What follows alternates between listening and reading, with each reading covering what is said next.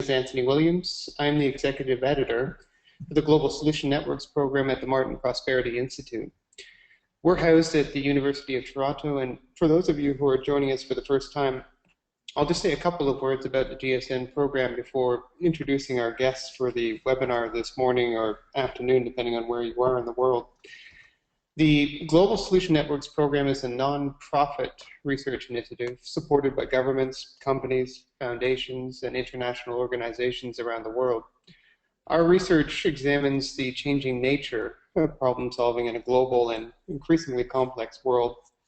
We have a central hypothesis that we are moving into a new phase of global leadership and problem solving, where a lot of the activity to address issues of a global nature are driven by multi-stakeholder networks.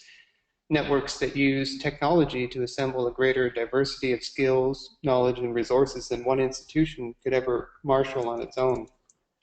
The research that we've conducted to date suggests that GSNs are a pretty significant force across many areas of global concern, from climate change to health promotion to human rights. But there are many questions that are at the heart of our research agenda. How do these solution networks operate? What makes them effective? How do they make the most effective use of technology? How can we scale up the impact of promising GSNs? How do these increasingly fluid and diffuse networks grapple with issues like legitimacy and accountability? And how do they interact with traditional government entities and international organizations? In today's webinar, we're talking about global watchdog networks. And watchdog networks are one of the 10 types of GSNs that we have identified. And they occupy a pretty central role in the constellation of networks that are involved in solving problems. You can see the taxonomy there is up on your screen. And watchdog networks, in a recent report by Catherine Semigas, one of our contributors, she wrote the report on watchdog networks, and she called them scrutinizers and said watchdog networks are responsible for revealing problems and issuing calls to action. Without them, she argued, our collective awareness of the pressing issues facing humanity would be greatly diminished. And I think Catherine is right. Watchdog networks, to me, are like the People's Intelligence Service. They help us track important developments, acquire new knowledge, inform action with credible data. Their activities are visible across countless issue areas, whether tracking key indicators for climate change or child poverty, or for monitoring human rights abuses, violence against women, or violations of international law. What we have learned through our research is that today's leading watchdog networks are operating on a much larger scale than ever thought possible. They are leveraging technology to break down institutional, geographic, and disciplinary boundaries. They are sharing data openly to help protect human rights and reduce environmental degradation. And they are placing vital tools and platforms for advocacy in the hands of people and communities that need it most. Now, to help lead our discussion on watchdog networks, we are very honored to have two distinguished guests who are involved in leading some of the most interesting and successful watchdog networks that we could find. We have Crystal Davis. She's the Senior Manager for Global Forest Watch at the World Resources Institute in Washington, D.C. And we have Yasser Ansari, who's the co-founder of Project NOAA and also at New York University. Welcome, Crystal and Yasser. Thanks for joining us. Thanks for having us. Thanks, Anthony. So just before we get into the conversation, a quick reminder to all of our guests about the nature of this discussion. We'll have a brief Q&A with both Crystal and Yasser as we kick things off here, but we will have an interactive session for the final 30 or 25 minutes or so of the conversation, and I want you to think, as we're having this introductory conversation, about questions and issues that you'd like to raise as discussion points. And I have a couple of questions for you to think about also, just to get things started. So as you're listening to the conversation, think about how you might want to contribute. How do you see watchdog networks playing a role in the issues that you care about? What are some of the benefits of having watchdog networks playing a role in monitoring public and private sector activities? Are there potential downsides? and pitfalls. If you have or are currently participating in a Watchdog network, what were the key factors that either determined success or limited the network's effectiveness? And finally, are you concerned that surveillance technologies could become too powerful and lead to intrusions into our personal privacy? So those are some questions just to keep in the back of your mind as we're preparing for the discussion period. We're going to start with Global Forest Watch. It's one of our favorite watchdog networks. We've done a case on Global Forest Watch. You can find it on the GSN website. We like its exemplary blend of using both technology and human networks to provide what I think all would agree is pretty unprecedented transparency into the state of the world's forests. And it does this in near real time. It's very powerful. Crystal, the project, as it turns out, actually has been around for well over a decade. But it's just gone through a pretty major refresh. You've got all new technology, a new platform. You've got an expanded cast of partners. You've shared some slides with us to take a look at today. Why don't you walk us through exactly what Global Forest Watch is for those who aren't familiar with the application, and just tell us how it works. Sure, thanks, Anthony. Maybe I'll touch a little bit on the history since you brought that up. As Sure. you mentioned, it's actually a 15-year-old initiative. And when I started managing the new version of Global Forest Watch, one of my colleagues dug out of his office this hard copy version of the GFW Charter from 1999. And the really fascinating thing to me is that the vision was really the same. We aspired towards being able to monitor forests globally and frequently. And we tried pretty hard, and we had some great outcomes in certain countries, but we never really achieved that global vision. And at the time, the strategy was to build up these local in-country networks that could do the monitoring on the ground and then report that information back up to the international level where WRI could consolidate and share that with the world.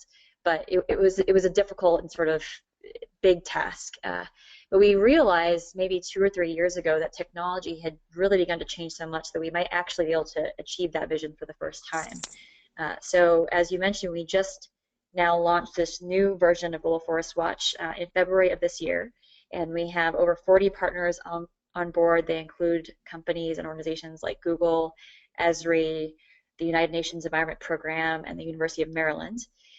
And we're really seeking to completely revolutionize transparency around forests.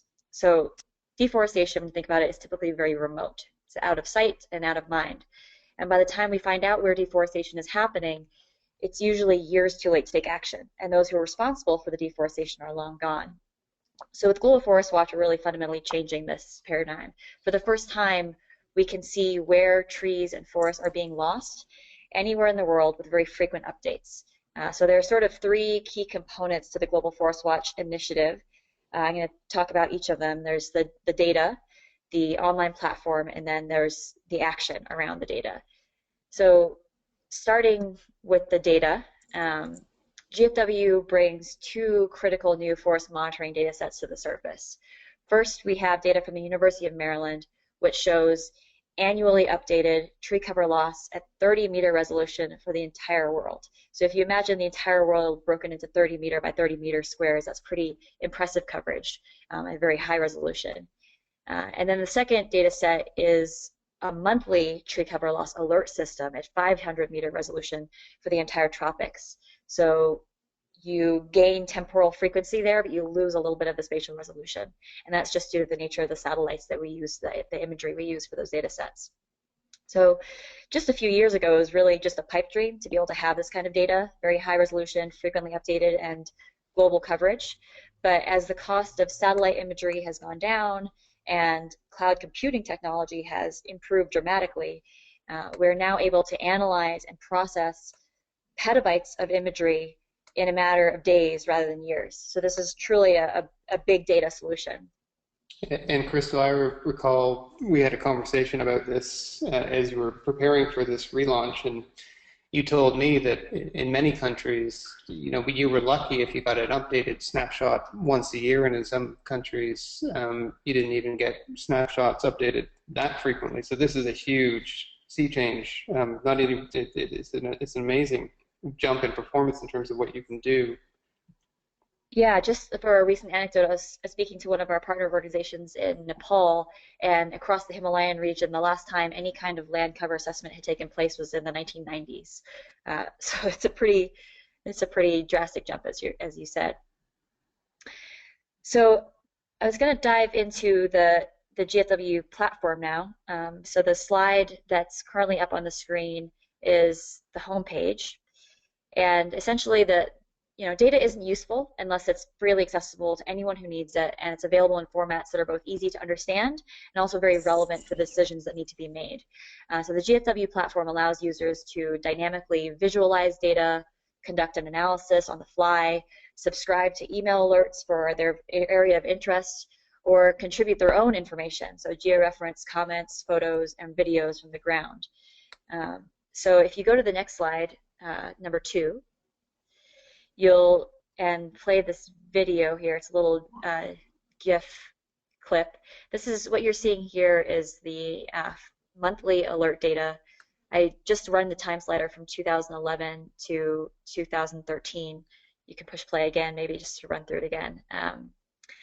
And you're overlaying the pink deforestation data with the orange palm oil concession data and the blue protected area data. So you can see here, especially when you turn on the satellite imagery, that deforestation has encroached into a protected area in this area of Indonesia. So, and then if you move on to the next slide after that, this is just an example of the analysis tool. So you can basically draw a polygon on the map, and it will automatically calculate for you the area of that polygon, the amount of loss that has tree cover loss that has taken place in that polygon, as well as the amount of tree cover gains, the trees that are growing back. And then if you push the subscribe button, you go to the next page, you can subscribe to an email alert, and anytime we receive a new deforestation alert in that area, we'll send you an email with the latitude and longitude coordinates. And then finally, if you go to the last slide, that shows basically the crowdsourcing tool. So these are stories that have been submitted by our users. So you drop a pin on the map, you upload a comment, a video, a photo, and it will automatically be populated onto this dynamic mapping interface here. So that third part, the local crowdsourcing, is essentially how you get the on-the-ground information. So you can see from the satellite imagery that something has happened over the past couple of weeks and months. You see a pattern of deforestation, but you still need to investigate what's actually happening on the ground. And I'm guessing that's where your local partnerships with individual organizations, conservation organizations, community-based organizations have become really important. Exactly, yeah, and we're just starting to build those partnerships and relationships with organizations around the world who are interested in this. And just one quick last note on the platform. I don't know if there are any software engineers on the line, but one reason why we call this a platform and not a website is because we've really designed it to be something that others can build upon. So the website is all open source code, and we have an open source API which allows people to design and build their own apps using our data and technology. So if you imagine anyone can build an app on the iPhone, we're trying to achieve sort of a similar vision with the GFW platform. So then the last little thing I want to touch on is sort of the action component. So obviously information doesn't lead to change by itself. Someone needs to take action based on that information. So as I mentioned, we're just starting to build out partnerships with companies, governments, NGOs around the world so that we can work with them to figure out how you apply this type of data, what type of information-based tools that need to be built in order to improve law enforcement, improve land use planning, and strengthen the advocacy and campaigns of civil society around the world using this information. So this is sort of the latest emerging aspect of our work since we launched in February. So I'll leave it at that in terms of the overview. So yeah, no, that's very helpful. Thank you, Crystal. You can easily imagine how civil society groups, NGOs, forest advocacy groups, and so forth would use this data. How about some of the other key stakeholders? I'm curious, for instance, about government regulatory agencies and even companies who are involved in the logging industry. How would they play a role in using the data or participating in the platform? Mm-hmm. Well, in terms of governments, Brazil is actually a really interesting case study because they've actually had this type of forest monitoring system in place for several years now. So they've been sort of leading the world on this. And what we've done really is scale up the Brazilian model for the entire world. So the Brazil's Environmental Law Enforcement Agency has been using these monthly deforestation alerts to be able to target their on-the-ground investigations. Because if you imagine, you've got about 100 law enforcement officers who are in charge of covering the entire Amazon basin. It's huge, right? So these monthly alerts have basically drastically reduced both the cost and also improved the effectiveness of their ability to detect and enforce illegal logging. So Brazil is now actually quite famous for having reduced their rate of deforestation by 70% over the past decade. Extremely impressive, and most of the studies that have been carrying out show that this improved monitoring technology has played a really significant role. So it'd be really interesting to see if we can apply this experience in Brazil to other countries as well. And then in terms of the private sector, one of the emerging use cases that is very interesting has to do with key agriculture commodities that drive deforestation, like palm oil, soy, beef, pulp and paper. And a number of major companies like Unilever and Wilmar have this year been making commitments to actually eliminate deforestation from their supply chains, both because they're sort of waking up to the risks of dependency on these resources, as well as some of the very strong campaigns that groups like Greenpeace have been carrying out over the past several years. But how do they actually meet these commitments without reliable and up-to-date information about where deforestation is actually taking place within their supply chains? Typically, companies have relied on sending auditors out to production sites to verify compliance, but this is very costly and it's also very slow. So we're now working with companies to build out supply chain monitoring tools and risk assessment tools that will help them to be able to meet and transparently demonstrate compliance with these zero deforestation commitments that they're now making. Wow, that's pretty powerful stuff. Tell me, what are some of the challenges that you're wrestling with? I know that this is you're constantly innovating. The thing is changing all the time. You're working on new partnerships, but what are the things that are challenged your team and your partners in terms of making this platform work? Sure, there are quite a few. It hasn't been easy. I think one of the challenges that we confront most frequently is around the inherent limitations in this kind of data. So data based on remote sensing on satellite imagery is never 100% accurate, and many scientists they only want to publish data once they've thoroughly validated and they can put that margin of error around data with a lot of confidence. But science is often not really fast enough for the needs of practitioners and decision makers. So we've been trying to grapple with this question: how accurate does the data really need to be in order to be useful? And then how do we communicate the limitations around data so that people aren't misinterpreting or using data in inappropriate ways? And there's certainly, over the past 6 months, been some criticisms around our data, but we also want to make sure that we're not letting the perfect be the enemy of the good. So it's trying to find that balance there. Another sort of related challenge is that there are still very significant data gaps. So we really need contextual data in order to make sense of that tree cover loss data. So the tree cover loss data is showing you, in a very literal sense, where trees are being lost. But that doesn't have a lot of meaning unless you also understand how land is being used, where concessions are located, where the biodiversity hotspots are, where local communities are located. And that data either often does not exist or is very low quality or is not being disclosed. So many governments in particular are often very hesitant to share information about how they're allocating land to companies and for different uses. So one of the key challenges for us is how we think about continuing to push more data into the public domain. How do we incentivize that disclosure of data? And how do we create pressure for that disclosure of data? And I think the last challenge that I'd like to touch on is this idea of the crowdsourcing and really encouraging broad participation around the platform. The satellite imagery is very top-down. It's an eye from the sky, but we really feel that it does need to be complemented by that information coming from the ground. So having that information from the ground, verifying the satellite data, as well as providing additional context. But we've learned that it's not easy to generate a successful crowdsourcing campaign. Mm-hmm.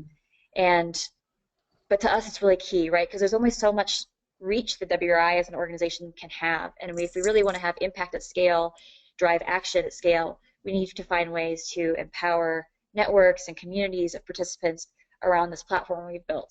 And there are some really fantastic examples from Silicon Valley that we're all familiar with, like eBay, Wikipedia, but has anyone been able to translate that type of success into the environmental field? And that's what we're trying to grapple with right now and figure out if we can be the first. Yeah.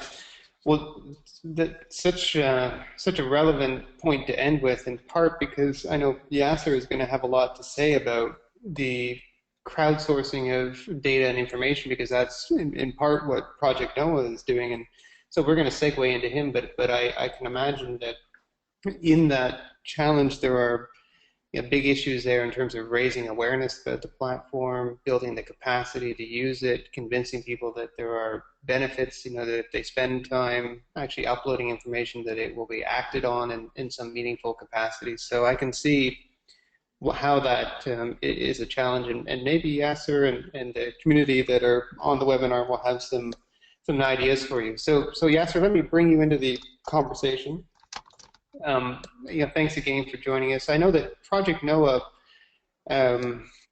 is probably more of a citizen science project than a watchdog network in a pure sense, but I think it's very relevant to the conversation we're having in terms of the platform that you've built and what you're trying to achieve. So I'm glad you could make it.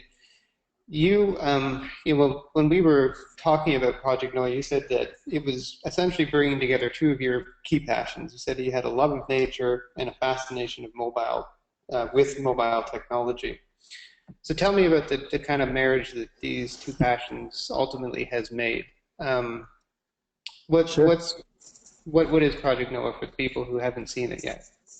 Sure. So, I'll jump in with just giving kind of a definition of what the NOAA stands for. It's actually an acronym, and the original idea was to, create this networked organisms and habitats platform or community, right? So that's where the NOAH comes from.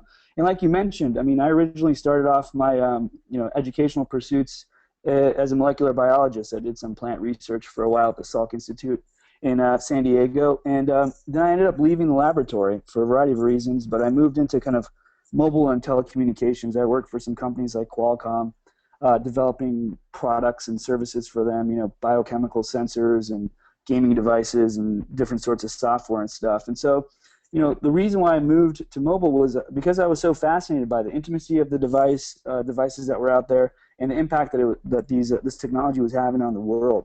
So around 2008, I left Qualcomm and moved to New York City to go to graduate school at NYU. In a technology, art, and design program called ITP, or the Interactive Telecommunications Program. It's been around for over 30 years. It's just kind of a Alice in Wonderland sort of like tinkering laboratory of people that are kind of assembled based on their interest in technology. So while I was there for the first time in a while, I was able to actually sit down and think about a personal project that I wanted to work on. And of course, I wanted to pursue the things I cared most about. So I went back to my youth, this kind of connection and fascination with nature that I maintained as I pursued a degree in biology, but that I kind of ultimately lost as I got older and more kind of into technology. And at the same time, around 2008, the iPhone had launched in 2007. Believe it or not, it feels like it's been around much longer, but it hasn't even been 10 years. I was obsessed with it. And, the App Store had just launched in 2008. Before that, you had to save apps to kind of a home screen, essentially. And so I started thinking about, me carrying around a butterfly net when I was a kid and lugging around field guides and trying to find someone to help me identify a bug.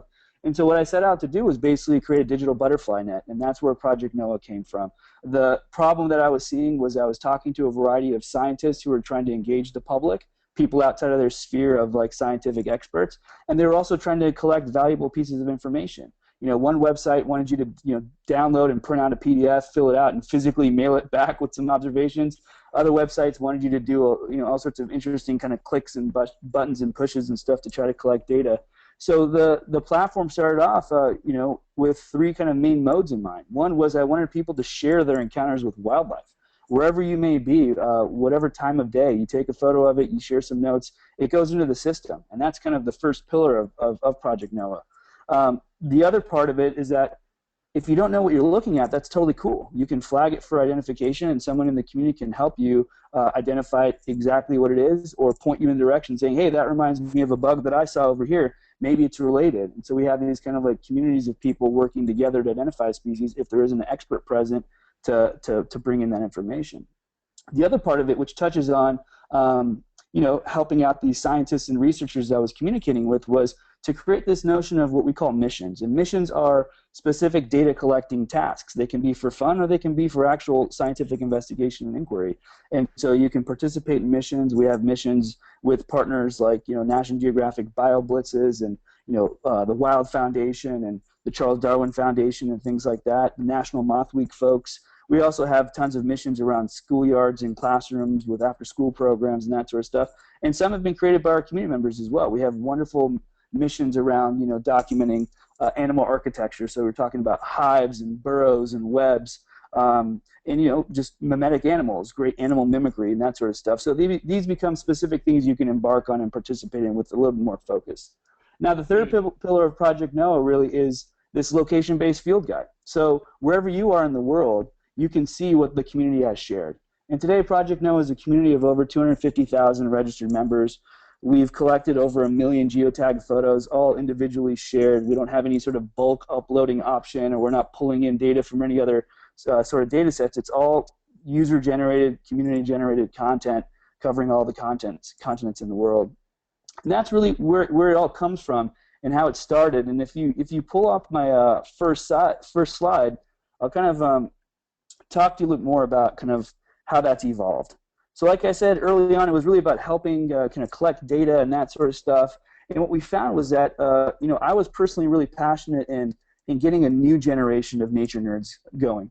These are the kids that are using they're digital natives. They have mobile devices. They're very familiar with these interfaces and snappy and easy and intuitive interfaces. And I really wanted to focus on them. And what I found out was that in order to do so, we had an interesting interface challenge, because Project NOAA is only as valuable as the communities I'm able to connect together. And those communities are kind of the amateurs, explorers, kind of budding naturalists, but the experts that have so much knowledge and information and passion to share. And so I essentially had an interface challenge to build something that was as compelling and useful and interesting to an academic as it was to a 13-year-old kid from the Philippines. And that's kind of challenging, and it's an ongoing kind of thing we strive to improve on. But really quickly, in order to make it comfortable and safe and fun and engaging for a kid to share a photo of a bug that they don't know the name of, we have to be a little bit more forgiving. We can't just say, hey, you don't know the Latin genus species of this thing, sorry, buddy, you're out of here, or get made fun of or excommunicated or something like that. So inherently, we had to create a system that was okay with mistakes. It had to be a little messy, and we're fine with that. And we have a beautiful collection of images from around the world, and at any given time, if you peer in, there may be an observation shared by someone that's inaccurate. It might not have the right genus. It might not have the right species name. It might not have the right genus or species name. And that's totally fine. And what we really became, we really started to understand was that we were putting people first and the data second. And I think if you look at all the communities out there and the tools and platforms and all these people that are trying to engage non-experts and build kind of communities around environmental activism and biodiversity monitoring, they all tend to be like data first. And to a young person, that's not as engaging or as exciting, and it's also a little bit more stressful. And so for us, it's always people first, data second, and by amassing a great diverse community of people, we feel as though over time we'll continue to collect interesting and great pieces of data. And if you go to the next slide, I'll just kind of introduce you really quickly into the interface and how it looks. From the very beginning, I wanted to pay respect and tribute to some of the documents and the tools that I use that inspired me. There's like the leather-bound books that I'd try to imagine Charles Darwin was carrying around, the photo collections that people had in their books, the actual specimen containers and displays where you pin the beetles you found. And it's very much focused on putting the biodiversity in the wildlife and the nature up front. This is a snapshot I took literally last night, and you can see these are the trending observations that were shared. We have some wild, alien-looking beetles. We have a snake. We have, flowers and frogs and interesting, dead leaf-looking insects and moths and stuff. And these are all submitted by people from around the world. This isn't like a data. We're not pulling in some sort of data from any sort of existing data set or community. But just to show you, it's you don't have to have a mobile device to participate. We have an iPhone app. We have an Android app. They're in the process of a massive overhaul. Our website as well. You can share content from there as well. But as you can see, the focus, everything is built around showcasing and broadcasting the incredible diversity of life on this planet. And I think as we move to the next slide, I can capture all of this by a quote I saw, from David Attenborough. And he's at a conference, maybe a few years back, and he said, "People won't care for the natural world unless they know what it is." And that really clicked for me, and it really crystallized everything that I've been doing for the past 4 years. And as I'm trying to get people to know about the natural world so they can care about it. And this right here is an example, what I call like the new face of exploration, the new face of science. This is Sergio. He's a history teacher from Brazil. On the right, you can see 2 photographs that he shared. On the top, we've nicknamed this caterpillar the cheerleader caterpillar. It looks like it's got some pom-poms. And on the bottom, below that is a tree hopper. So when he shared the photo of the caterpillar, people freaked out. They'd never seen it before. Some local scientists in Brazil reached out to him to get information. And they asked him, Sergio, did you collect a specimen? We'd like to see it. And of course, he's not a scientist. He's not a field biologist. He just took a photograph. So he was a little bummed out by that, but he was excited about the excitement that it generated. He went back out in the field not too long ago to look for it again. Apparently, he found a similar caterpillar, and it was collected this time, and he's shared it with an entomologist at a local university. So we're going to wait to see what comes out of that. When he shared a photo of the tree hopper, an entomologist from Smithsonian messaged him and said, "Hey, Sergio, I wonder if you captured a specimen. That could very well be a new species of tree hopper." And again, Sergio kind of smiled and giggled and said, "Man, I just took the photograph. I'm not going around collecting all these specimens." And so when I heard these stories, I messaged Sergio. We've since become friends on Facebook, and said, "Sergio, I'm just going to send you a box full of specimen jars. Anytime you see something weird, just collect it. I'm sure you'll identify and discover a new species eventually." And he kind of laughed about it. And of course, he was excited at the prospect of discovering a species and naming it after someone in his family. But what he told me next was really quite great. And what he said was that, look, I joined this community to show people that there is amazing biodiversity where I live. And hopefully one day I'll discover a new species, but I've already shown to people around the world the magic and amazing kind of diversity that surrounds me. And so to him, it was more about telling the story and being a voice for his local community. And I think that really nails what we've created here. It's, in many ways, it's a storytelling platform about people's individual experiences with nature, but also about the collaborative work that we do to help each other, help enlighten each other and build that passion. And if you go to the next slide, I'll talk to you how this kind of evolves. So this is Cindy, a mother from San Diego. She's very active in the community. She shared a wide variety of photos. She was up in Alaska this past year, and she travels quite a bit and hikes a lot. She took a photo of this spider here on the right and submitted it to Project NOAA for identification. No one was really able to identify it, so she reached out to another organization called Bug Guide, which is a community of more bug experts, essentially. Someone in that community, a scientist, a spider scientist, reached out to her and said, "Hey, I'd like to come and visit you if you don't mind to take a look for the spider." They connected. Unfortunately, they weren't able to find the spider when he came to visit. He was based in LA, and like I said, Cindy is in San Diego.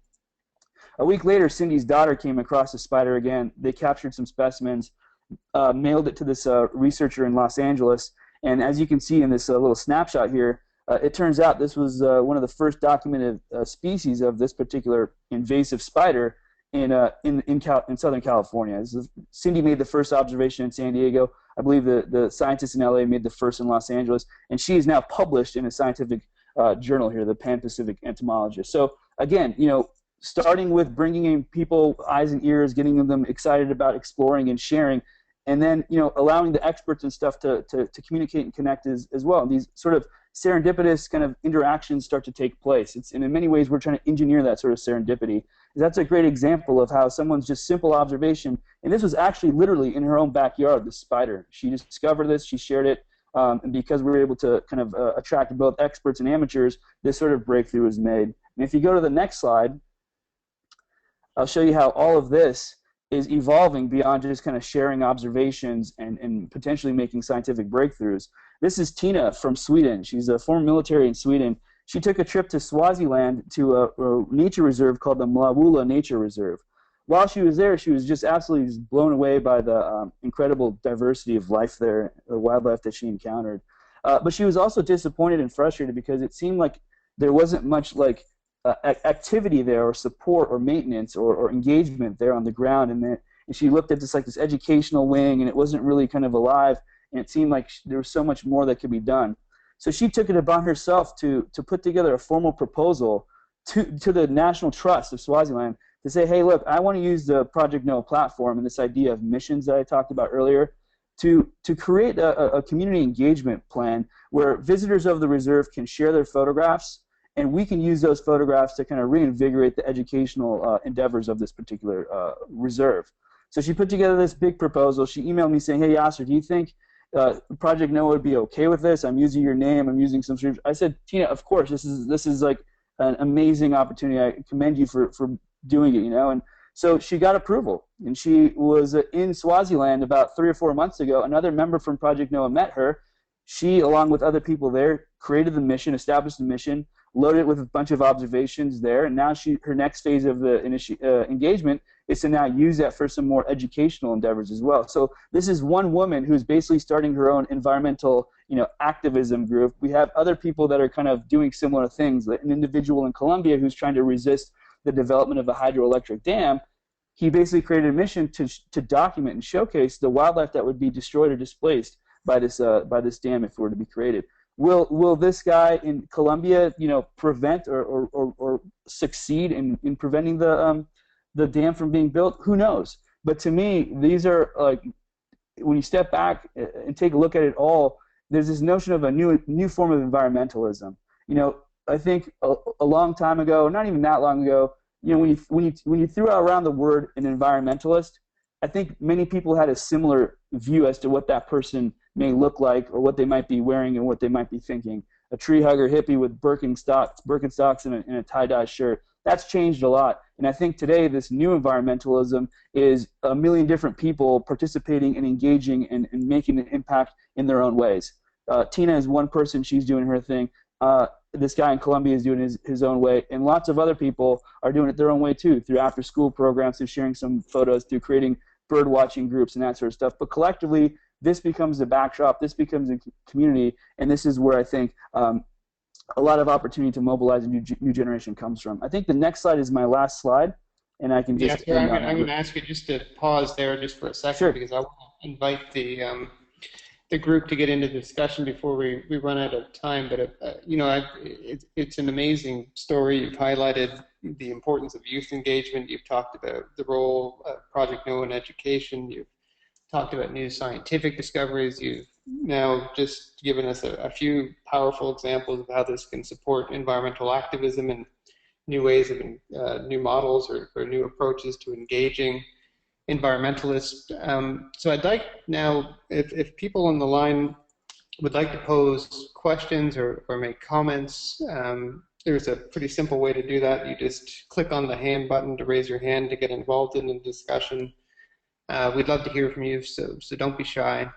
And maybe we could come back, just as people are preparing their questions, quickly to both of you. I think these are very complementary examples, and the 250,000 people that you've managed to engage, Yasser, maybe that helps in part to inform Crystal's question or challenge initially around crowdsourcing and how can they expand the network of people who are engaged in Forest Watch. I mean, if you were to just very briefly sum it up, what the principles, and you've touched on this, but the principles that have guided Project NOAA in terms of building that community of 250,000 people that are engaged in the platform. What's been the key to that success? Yeah, that's a great question. And I think to sum it up as briefly as possible is that, it's about the community. It's about putting the people first, and I think that's always been key. We've put the spotlight on individuals from the very beginning, and there's a sense of ownership that emerges from that. They feel as though they're responsible as much as I am in our team to keep this platform and this community and this this toolkit alive and going. So I think ownership, and it's also just kind of the language and and the interface that you use. It's like, it evokes a feeling. It conveys a story and a message, and if what you're saying doesn't match up with what people are clicking on in the interfaces that they're kind of managing, it doesn't connect, it doesn't work, And so I think for us, it's really about building it around them, putting the spotlight on them, and showing them that this is as much theirs as it is ours. In fact, it's more theirs than ours. And I think that's been an underlying kind of important philosophy for us from the very beginning. That's a really good point. Crystal, putting you on the spot a little bit here, but what are you taking away from what you've heard from Yasser and Project Noah? And maybe I'll put the same question to Yasser too, just in terms of the Global Forest Watch and its technological sophistication and the engagement with so many partners is really powerful. It'd be interesting if there was some kind of almost a collaboration between the two platforms, because on the one hand you've got the global picture, and then you've really got the biodiversity mapping happening on the ground. But Crystal, what are your thoughts on what you've heard? Sure. Well, first of all, I completely agree with the importance of ownership, both in terms of creating a website that people are willing to participate in, and really any kind of data or solution that we bring to any of our stakeholders, they have to feel that they've also been a part of generating it. I think saying ownership and trying to create ownership is quite difficult. It requires for us being able to let go a little bit and lose some of the control we have with our sort of crowdsourcing tool, allowing people to input things to the map. Right now we have it set towards people upload a photo and it automatically populates on the map, and that's a little bit difficult for us because we don't know what people are going to post, we don't know how appropriate all of it's going to be. So there's certainly an element of how do we let this be open, let people see the results of their work immediately, while also not compromising our own sort of the integrity and credibility around the platform. So that's been a bit of a challenge for us. But one thing I appreciated from Yasser's talk is that it takes time to build communities, and to some extent you just need to be patient. Right. Yeah, no, I think that's a great point, and I think the other thing you touched on, Crystal, is about the kind of this need to let go a little bit, and that's like the messiness I talked about earlier, and it's hard, and in some situations it's more easily manageable, in others it doesn't make as much sense. It really comes down to how much you can give up control, and you don't know. I mean, there is always this kind of, we have over 100 volunteers. We call them Project Noah Rangers, who are all over the world and in all sorts of different time zones. They're constantly monitoring and just looking over the community and answering questions and helping people with issues and that sort of stuff. But that came over time as we built credibility and people were able to want to do it and kind of be part of it. That was a great thing. So I think coming back to what I've learned from Crystal's presentation is that just kind of like the forest cover of this planet, as we get more sophisticated tools and capabilities to monitor that, I think we're getting better at being able to, in almost as real time, see the coverage of forests in the Amazon, how many trees are, what size of area of trees is being destroyed every single day, and that becomes a really important tool. I think the challenge will always remain is that how do we get that same granular level of or view into the biodiversity question, and even if all the scientists in the world today, as a snap of the fingers, switched over to kind of like ecology and biology and kind of species preservation, we still don't have enough people to do that. It's just a very daunting task if you want to get full coverage from insects to the bigger kind of fuzzier mammals. And so it will always, I think, for a very long time, most likely always, be very human dependent. So the more people we can get involved across the spectrum of experts to complete amateurs, the better position we're in to get the most up-to-date and most interesting and most important data. And secondarily is that when people kind of get involved, they start to care about it. People care about what they know ultimately, and if they know more about the nature that's around them, if they've participated in documenting it and tracking its health over time, they're going to care more about it. They're going to stay more involved. They're going to do what's needed in order to protect that land. For sure. Now, just coming back to the question around control and data accuracy and so forth, you alluded, the answer to this notion of the Project NOAA Rangers, and I assume in some ways this is similar to what we see on Wikipedia in terms of active communities of individuals who are monitoring particular entries in Wikipedia and who are responsible for some degree of quality control. And do you see that? I mean, you talked about the messiness, but I'm sure that the community is constantly weighing in, trying to improve the accuracy of the classifications and help educate other members. Does that work pretty well? That kind of peer model, Yeah. not so much policing as kind of co-education almost. Yeah, no, I think it works. It works fairly well. The other thing to keep in mind too is when I talked about missions, missions almost become like slices of the data set. And when individuals or groups or organizations want to collect specific types of information or data, they'll craft a mission and they'll have much more like curatorial sight over the content that comes into it. So, if you're interested in highly, accurate information on emerald ash borers in Maine of the U.S. Well, you can create a mission around that. You can publish that to people. You can get the participants to share that, and you can kind of scrub that in more detail.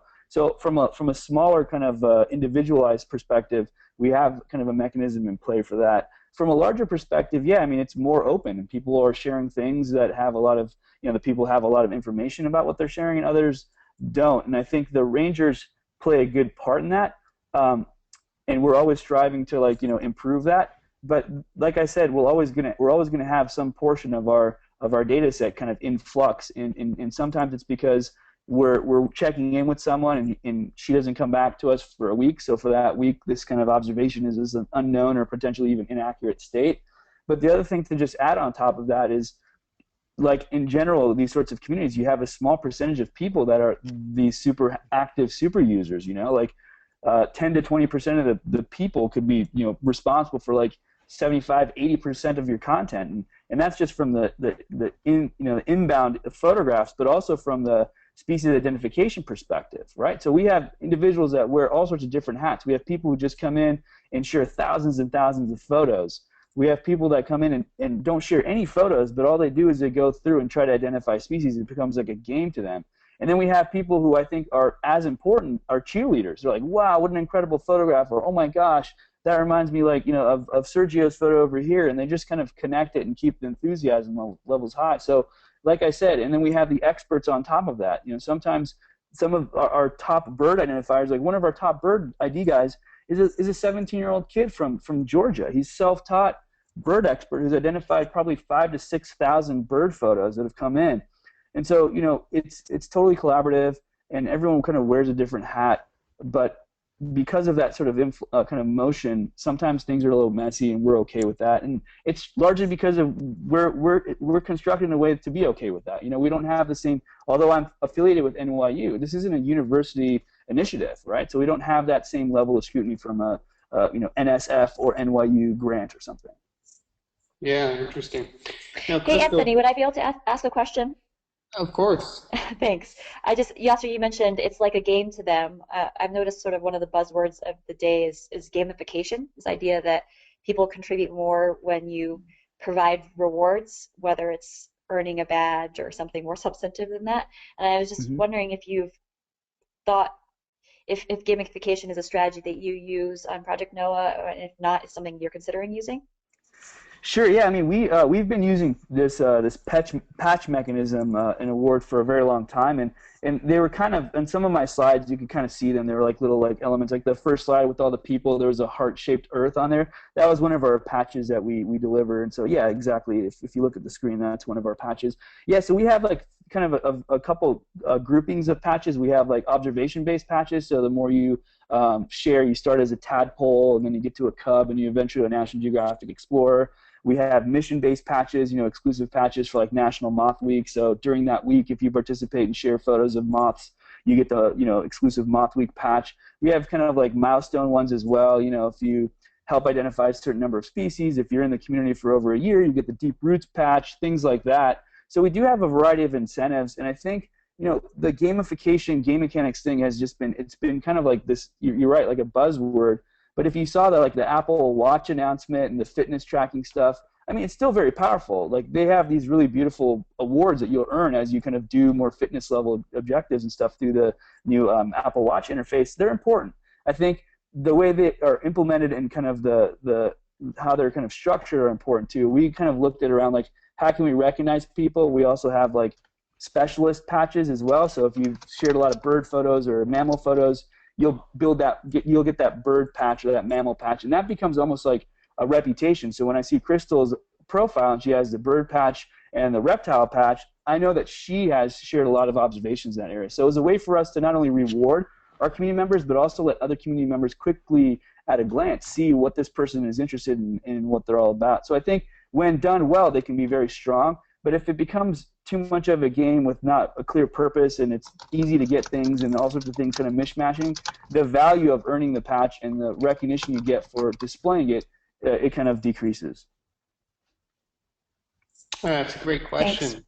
Yeah, very interesting. It makes me wonder, in fact, whether with Global Forest Watch you could have teams of forest watchers essentially that are in some capacity are rewarded or at least recognized across the community for playing an important role in helping to document those local instances of deforestation or helping to upload photos or other forms of documentation that improve the accuracy of the data. Totally. Yeah, it's definitely something we've been thinking about. This is all very new territory for us. Now, Crystal, maybe just coming to the last couple of minutes here, we talked about the fact that the technology is constantly evolving. You've got partners like Google that are, not only improving server capacity and cloud computing, but also the satellite monitoring technology. What's new and coming down the pipeline, and what will be the implications of some of those new technological developments for the platform? Sure. Well, I mean, the pace of computer technology just continues to improve exponentially, right? I think Yasser mentioned the iPhone invented 10 years ago, and look at how far it's come. But one of the things we're most excited about is sort of a pretty big change up in the satellite industry. So typically, when you send a satellite into space, it's this enormous multi-billion-dollar piece of technology, and it stays up there for quite a long time. And because of that cost, the cost of imagery is also very high. So the imagery we use is freely provided by the U.S. government, but there's a lot of commercial satellite imagery that we just don't have access to because of the cost barrier. But this new model of satellites is what they're calling microsatellites. They're basically sending up constellations of hundreds of shoebox-sized satellites into the atmosphere that can take daily imagery of sub-meter resolution, which is really amazing. And so there's a lot of startups, some kind of top secret startups in Silicon Valley that are pursuing this right now. But it looks like this type of imagery could come online in the next couple of years. And that has huge implications, not just for monitoring of forests, but of monitoring of water resources, all kinds of environmental issues. How we harness it. Yeah, it's just a follow-up question. I mean, as the World Resource Institute, a nonprofit organization, how do you stay on top of these technological developments? I mean, some organizations that are in the nonprofit sector, struggle with that. Frankly, they struggle to keep abreast of what's new in terms of technology and also how to adopt and apply it. But you seem to have done an exceptional job of that. What's been the key to that? Yeah, for us, so I'd say Global Forest Watch has been the first super high-tech project that we've had, and we're now trying to build this out to the rest of the Institute. I think one key has been the partnerships, so being able to work with companies like Google and Esri, Digital Globe, has really helped us stay ahead of the curve. But also, we're now actually building out a team of software engineers and data scientists that are based in Silicon Valley, because ultimately, if you're not in that network and really participating in that community, it's hard to be ahead of what the latest technology is. Yeah. But it's actually been a fascinating experience working with that new team because it's a very different culture. But it's good for us. Yeah, I'm sure it is. Well, that's good to hear, and it probably is something that other similar organizations should be thinking about. Yasser, I'll give you the last word just as we wrap up here. What's on your radar screen? What's next for Project Noah? It's a great question. I think just to touch up on Crystal as well, a great organization called Planet Labs is doing a bunch of this stuff about like this, microsatellites and giving people access to real-time information. But in terms of what's next for us, I think what's happening to us naturally is we're really getting pulled into the educational direction. We just created a custom software version of Project Noah's tablet app for Android devices for a company called Amplify. And Amplify is actually a News Corp company that's funded directly to kind of bring in an affordable tablet educational device in the classroom, and they're kind of going after the iPad and Apple's dominance. This past summer, we were brought on board by the New York City's Department of Youth and Community Development into 60 after-school programs, and with plans of kind of spreading across New York City and other cities as well. And so for us, the future is very educational. We've been watching kind of the technological landscape change and new devices and the new ones that were announced just the other day. And so I think we're gearing up for a pretty massive overhaul and believe it or not, even further simplification of our interface. Part of it was like laid down and inspired by the work we did for Amplify. We're also actively involved in creating a software mobile tool for the U.S. Fish and Wildlife Service for people who are visiting the hundreds of refuges in their system and the wildlife that's encountered there and the people that they can build connections with and that sort of stuff. So for us, it's really about getting more people on board and really paving the future. My ultimate dream is that 10 years down the road, 20 years down the road, someone takes the stage, the next Attenborough, the next Jane Goodall, and she's asked, how did you get involved in nature? And she says, my teacher or my mom or my dad or my brother got me to download this app. We started sharing photos of bugs, and I've been hooked ever since. And so that's the mission we're on, and we're going to keep pushing towards that direction. Thanks so much, guys. We should wrap it at this point. We're a minute over time, but Crystal, Yasser, it's been really fascinating. And for all of the people on the line that have been listening, hope you've enjoyed it. Feel free to send follow-up questions. I'm sure we could find a way to reply via email or in another form. Thanks so much, and we'll be back at this again on October 23rd. We have a webinar on the role of government. It'll be featuring Tomas Tabas from the U.S. State Department. So stay tuned for that, and thanks again. Thanks, everyone. Thank you.